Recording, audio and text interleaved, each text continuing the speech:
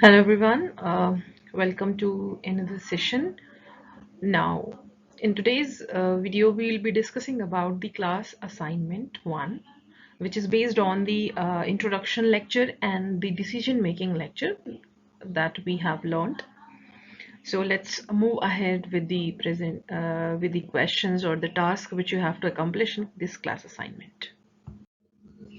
Here is the task 1, which consists of three subtasks. The first one is you have to take a value of length and breadth of the rectangle from the user and then check if it is square or not. Right? I hope probably everyone knows that square has all the sides which are equal. If the length and breadth of the rectangle is equal, that means it is a square. So you have to just take the input from the user and just print whether this is a square or not. The second subtask is shop will give a discount of 10% if the cost of purchased quantity is more than 1000. So you have to ask the user to enter the number of quantities, and each unit will be costing 100. So you have to pick wisely. If the quantity is in such a manner that the overall price is more than 1000, then it will be that 10% discount will be applicable, and then you have to print the total cost for the user after discount. Okay.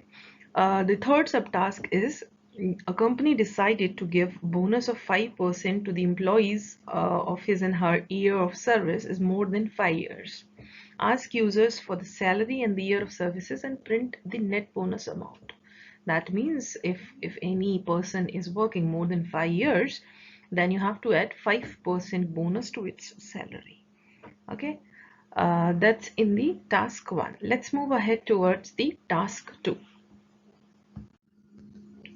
Task 2 can be accomplished by using a nested if-else loop, or it may also be possible to do so with the switch cases, right? So I would suggest that you do it by nested if-else loop. And our school has the following rules for grading system. I'm sure everyone is aware of the grading system part, right?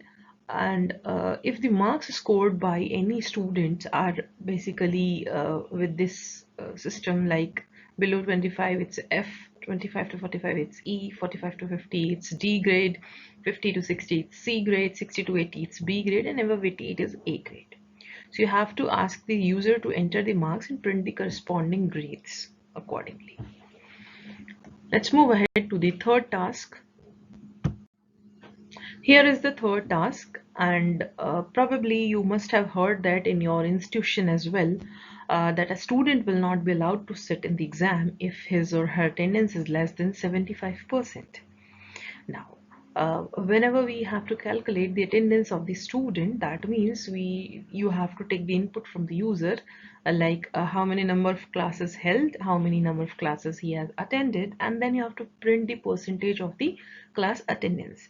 Now, if the attendance percentage is uh, greater than or equal to 75%, then the person is allowed to sit in the exam, or if lesser than that, then he is not allowed. So you, in the last, you have to print that as well, that this student is allowed to sit in the exam, or this student is not allowed to sit in the exam. That's all in the class assignment task. Thank you for watching.